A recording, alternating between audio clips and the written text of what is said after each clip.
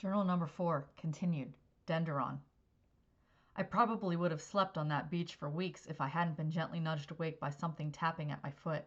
As I slowly pulled out of slumberland, I remembered that giant freaking shark in the flume.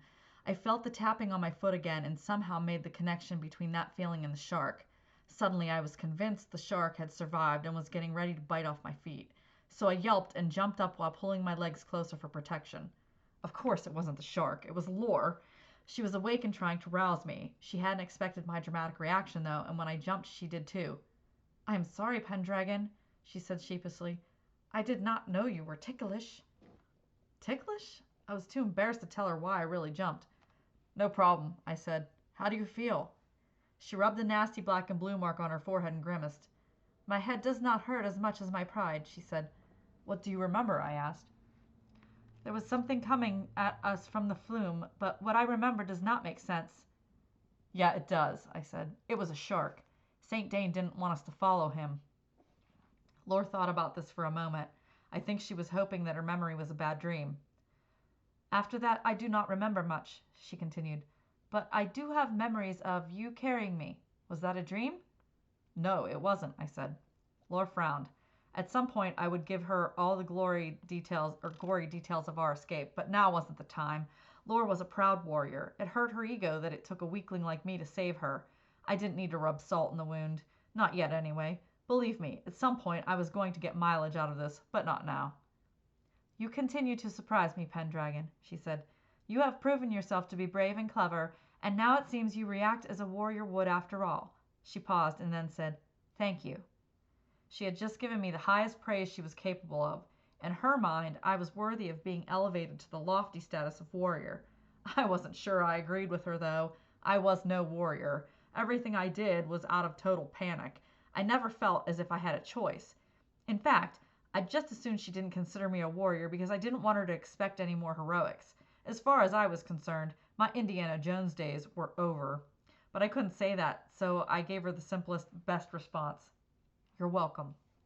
I wondered if she had also forgiven me for the death of her mother, but I wasn't about to go there. Lore looked out toward the water. The Bedouin palace was a giant wreck that barely poked above the surface. Small waves lapped over it, and a few seagulls explored its walls. In time, the sea would eat away the stone, and this mighty symbol of Bedouin power would turn to sand. But right now, it served as a reminder of the fall of the mighty Bedouin. It was a perfect monument to their destruction. "Do you think many Bedouin died?" asked Lore. "I don't know," was my answer. "I think most of them left to watch the battle. They're going to get a big surprise when they go back home, though." "It is sad," Lore said. She was right. The Bedouin were a pretty advanced culture for this place. They could have used their knowledge to improve all of Dendron, but instead they chose to use their power and knowledge to enslave others. The truth was, none of this would have happened if the Bedouin hadn't abused the Milagro. St. Dane may have pushed it along, but the Bedouin were already on the path. They had brought this on themselves. "What of the tack mine?" Lore asked. "It was a hell of a show," I said. "I'll bet that every ounce of tack was blown away. I don't think we have to worry about the Milagro using it anymore." Lore then turned and looked me right in the eye. "If the explosion did this to the palace," she said soberly, "then what of the Milagro village?" That was a good question. My thoughts went immediately to Uncle Press and to Alder. Had they survived? I looked up towards the towering bluffs. "We've got to climb up," I said, not really wanting to. We walked to the bluffs and searched for the best way up. This was going to be tough. It was steep and treacherous. "I can climb rocks," suggested Lore. "I will braid a rope with vines, and we will tie ourselves together for safety. It will be dangerous, but we can make it." "That sounds good," I said while slowly scanning the bluffs. "Or we could take that path over there." Lore looked to the path I was pointing to. It was narrow, and there were dozens of switchbacks because it was so steep, but it was definitely a path. "Oh," said Lore, "that could work too." "Come on," I said with a smile, and started for the path. Lore followed silently. The hike up wasn't horrible. The switchbacks kept the path from getting too steep, but made the trek very long. We didn't talk as much as we climbed. I can't speak for Lore, but the closer we got to the top, the more I dreaded what we might find. The last we saw of the Bedouin and the Milagro, they were headed for battle. Was the fight over? Did one tribe win? Or would we arrive at the summit to find the tack explosion had created a burned out hole that looked like the bottom of a volcano? I tried to put the worst of those thoughts out of my mind.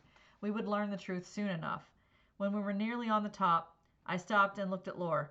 I felt that she was just as worried about what we would find as I was. Neither of us said it, but we both wanted to wait one more second before having to deal with whatever horror was waiting there. After a few moments, Lore took a deep breath and nodded. I nodded in agreement, and the two of us climbed the last few yards to the summit of the bluffs. What we saw on the top was nothing like I had imagined.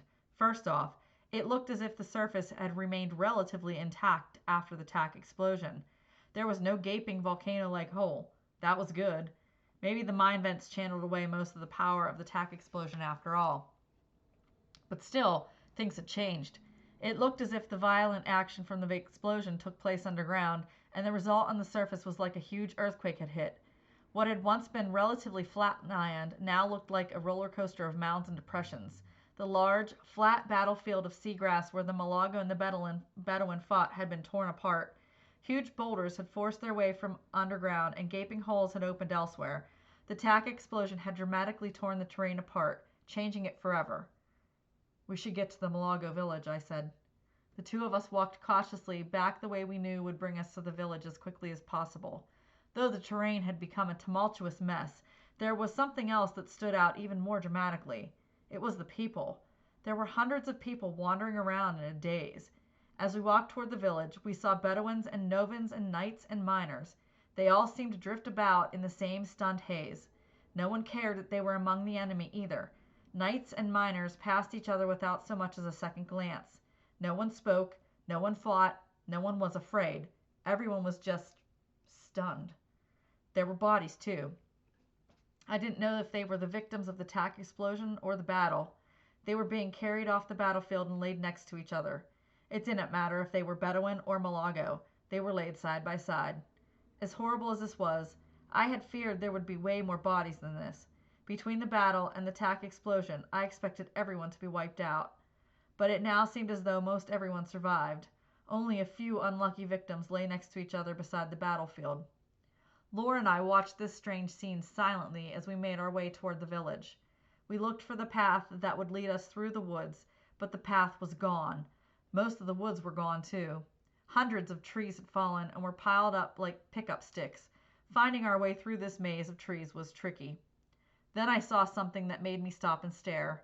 An injured miner was sitting near the stump of a fallen tree.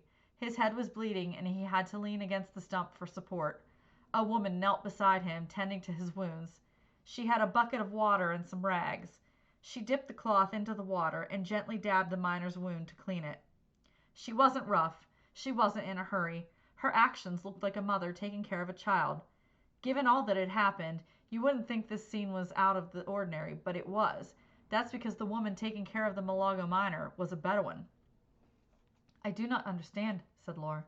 "They are enemies." "Maybe they found a common enemy," was my reply. We picked our way through the toppled forest and found the Malago village. The place was a mess. Many huts were still standing, but most of them were badly damaged. Some were nothing more than a pile of rubble. The path that led through the village was now a mess of ruts, rocks, and rubble. I looked to the center of the village and to the platform where the transfer ceremonies took place. It was destroyed. The large stone foundation was still there, but it was now scorched black. The platform was gone. I was about to suggest we look for Alder and Uncle Press when we heard a familiar voice. "Lore! Pendragon!" It was Alder. He was alive. The big bumbling knight came bounding toward us like a happy puppy. In his excitement, he tripped over a rock and stumbled, and we caught him before he did a complete faceplant. The catch turned into a hug for all of us. "I feared you were dead!" he exclaimed. "How did you escape from the palace?" "Long story," I answered. "What happened up here?" "It was unbelievable!" he shouted. The guy was totally charged. "There was a battle. The Malago tried to defeat the Bedouin with tack, but the tack ran out, so the Malago charged and two sides clashed, and that's when it happened." "What?" asked Lore, though she had a good idea what the answer was. "The ground came to life," he shouted. "The earth began to move like the sea. The Malago and the Bedouin stopped fighting and turned to run, but there was nowhere to go. Trees began to topple and huts fell, and the sound was like thunder underground. And then came the fire. He pointed at the charred remains of the platform in the center of the village. Giant pillars of fire shot from the openings to the mines. The flames were like water geysers that shot high into the sky. And then it was over. Alder fell silent, letting us get our heads around all that he had said. After a moment he asked, "And where were you when all this happened?" I looked to Laura, and she gave me a shrug. That meant she wanted me to answer. "Well," I said, "we blew up the tack mine." I think that might have had a little something to do with all the excitement. Alder stared at us with his mouth open in disbelief. He was having trouble processing the information. "Close your mouth," I said. "Where's Uncle Press?" Press," he said, snapping back to reality. "Right, follow me." Alder stumbled off and led us through the remains of the Malaga village. As we approached a hut that was still fairly intact, Alder gave us the shh signal. Whatever we were going to see, he didn't want us to be disruptive. He stayed close to the wall and peered around the corner. Laura and I joined him and looked around the corner as well. Several yards ahead was the hut that had once been Rellen's. I remembered it because I had been there when he asked me to go back home and get more batteries. But the walls of the hut were gone. It was bizarre. There were people inside who acted as if they were in the hut, but they were really outside and, well, you get the picture. There were 3 people who looked to be having a heart-to-heart meeting. I'm thrilled to say that one of them was Uncle Press. He was alive and looking fine. I wanted to shout to him, but I realized he was in the middle of something heavy, so I bit my tongue. The second person I saw was Rellen. He looked like he had been through a war, which in fact he had. His leather clothes were in shreds and his bandaged arm was caked with dried blood, but he was alive. It was the third person in the hut that was the shocker. It was Queen Kagan. The woman sat on the floor, hugging her knees to her chest, crying. I swear she was crying like a 2-year-old. I couldn't hear what they were saying, but it looked as if Rellen was speaking to her softly, like a father might speak to a sad child. Uncle Press wasn't saying anything. My guess was that he was there to act as a neutral peacemaker. It was then that Uncle Press saw us and broke out in a big grin. He excused himself and ran to us. He threw his arms around me like a big old bear and laughed, like it was Christmas. I think he was even crying a little. To be honest, it made me laugh and cry a little bit too. How's that for a couple of tough-ass travelers to behave? He pulled us back around to the other side of the hut so we wouldn't disturb Rellen and Queen Kagan, then threw his arm around Laura as well. I hadn't seen Uncle Press act like that in forever. For the first time since this adventure began, he was my old Uncle Press again. It was good to have him back. He then pulled away and gave us both a good hard look. "What?" I finally said. "Was it you?" he asked. "I mean, all this." He motioned around to the destruction of the Malaga village, and I knew exactly what he meant. I looked to Laura. She shrugged, which was becoming our signal that she wanted me to do the talking. "Well," I said, "yeah." Uncle Press burst out laughing. "Ha ha! I told you to get rid of the bomb, not set it off underground." "We didn't," I said, and gave him a quick rundown as to what happened from the time he left us in the Bedouin Stadium. Though everything I told him was the absolute truth, I have to admit that it sounded pretty fantastic. I think the most amazing fact of all was that all of this destruction started when I threw down a pea-sized marble of tack. Talk about knocking over the first domino. Wow. Uncle Press listened closely. So did Alder. I didn't think it was possible, but I believe that the story of our adventure in the tack mine shocked my uncle. I knew it stunned Alder. He still couldn't close his mouth. "What about St. Dane?" Uncle Press asked. "Gone," I answered. "He jumped into the flume. We would have followed him, except he sent back this giant monster shark to stop us. It worked." "Monster shark? That means he's on chloral," said Uncle Press thoughtfully. "Exactly," I exclaimed. "How did you know?"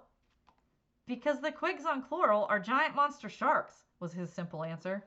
Of course. I should have known. Quigs on Second Earth are monster dogs, quigs on Denderon are monster bears, and quigs on chloral are monster sharks. It was so simple. Everybody knew that. Mental note to self. Stay away from chloral. "What's going on over there?" I asked, referring to the meeting with Queen Kagan and Rellen. I was tired of talking about quigs no matter what form they took. We all looked back around the corner to see the 2 leaders were still in deep conversation. "You're looking at 2 people who are very frightened," Uncle Press said. "They both got a glimpse of the apocalypse. Rellen came close to losing every last one at the Malago, and Queen Kagan saw her palace fall into the sea. There's nothing left of their worlds except for their people." "What are they talking about?" asked Laura. "A lot of things," answered Uncle Press. "But the bottom line is, They're talking about how to survive together. A few hours ago, the idea of the Mulatto and the Bedouin living together in cooperation was a joke. They had centuries of baggage to deal with. That kind of thing doesn't go away in an afternoon. But then I thought back to the Mulatto miner who was being cared for by the Bedouin woman. They were still people, after all, and since the palace had been destroyed, they were pretty much in the same dire situation. Their best chance of survival was to help each other. It seemed like a lot to ask of mortal enemies, but I guess a cataclysmic event that nearly destroys every living thing in sight will make you rethink your priorities. They have a lot to offer each other, added Uncle Press. The Bedouin have an advanced knowledge of engineering and chemistry that can help bring the Mulatto out of the Stone Age. The Mulatto are farmers and builders. Now they can finally get something back for their hard work. What about the mines? Asked Alder. The mines are gone, answered Uncle Press. When the attack blew, the mines collapsed. It would take decades to get back to where they were. It's not worth it. The Mulatto are out of the mining business. For good. That means no more glaze, I added. Yeah, no more glaze, said Uncle Press. The Bedouin use glaze to trade with other tribes. Now they'll have to be more self-sufficient. How do the Novans fit into all this? I asked. They can go back to their own tribe, said Uncle Press, or they can stay and help rebuild. It's their choice, but I think they'll stay. What if the Mulatto tried to use tack again? Asked Alder. That is what St. Dane wanted, is it not? There is no more tack, I said with authority. Rellan couldn't get his hands on any even if he wanted to. Rellan is a good man, Uncle Press said sharply, but he was blinded by his concern for his people. Now he can channel that energy into something more constructive.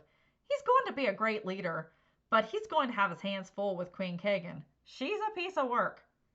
As if he knew we were talking about him, Rellan looked up to us. We made eye contact and Rellan smiled. That one little smile spoke volumes. He had been humbled, and though he looked tired, he also seemed to be at peace. There was a huge task in front of him, but he was the right man for the job. There are no guarantees, said Uncle Press. These people have to work through centuries of hatred and mistrust, but at least now they've got a shot at building a society that can benefit everyone. It's not often that you get a second chance. As I looked around the ruined Mulatto village, it was hard to comprehend that the best thing that could have happened to these people was the near destruction of their world. But maybe Uncle Press was right. Maybe the only way they could change was to clean the slate and start over. They were certainly going to get the chance. I truly hoped they'd make the most of it. I'm hungry, announced Uncle Press. Lore, could you and Alder head over to the hospital hut? They've set up an emergency supply station there. Alder and Lore quickly left us to search for some food, but I don't think Uncle Press was really interested in eating. I think he wanted to talk to me alone. Let's walk, he said. The two of us left Queen Kagan and Rellan to their discussion and walked through the Mulatto village. How do you feel, Bobby? He asked me. Now there was a simple question that didn't have a simple answer. How did I feel? I felt a million different ways. I felt tired. I felt sore from my escape with Lore and our plummet into the sea. I felt proud of myself for having kept my head on straight when things were crashing down around me. I felt as if I learned a few things. I learned that it's sometimes okay to think like a weenie, so long as you don't act like one, at least not all the time. I learned that it's okay to be wrong, as long as you can admit it and are willing to listen to those who may know better. I also felt sad. Sad for Osa, Lore's wonderful mother. She was someone I wish I had gotten to know better, and I felt sad for Lore, who lost her. I also felt sad for the others who lost their lives here as well. There was so much I had seen over these few days, and not all of it was good. I saw the horrible way the people could treat each other. That may be the saddest thing of all. I saw greed and anger and murder and a total lack of concern for human life.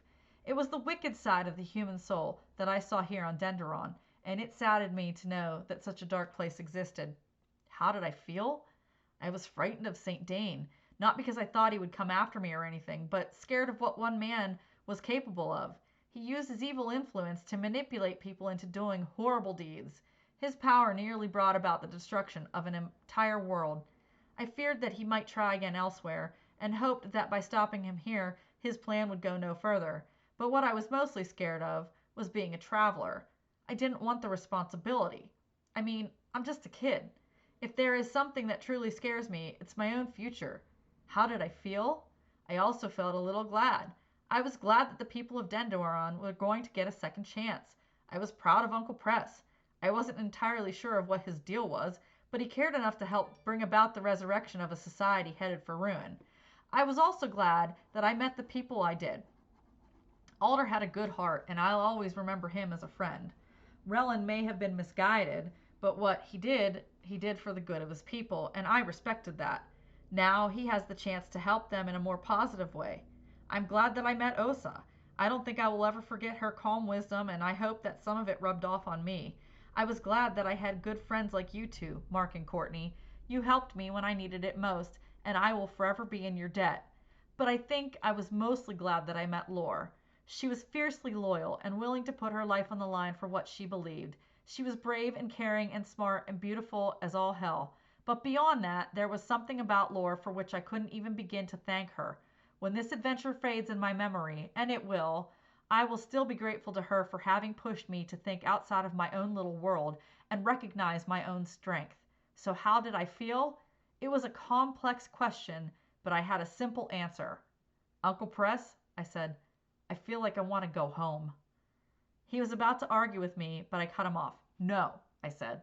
When you asked me to come with you, you said there were people who needed our help. I did everything you asked me to do.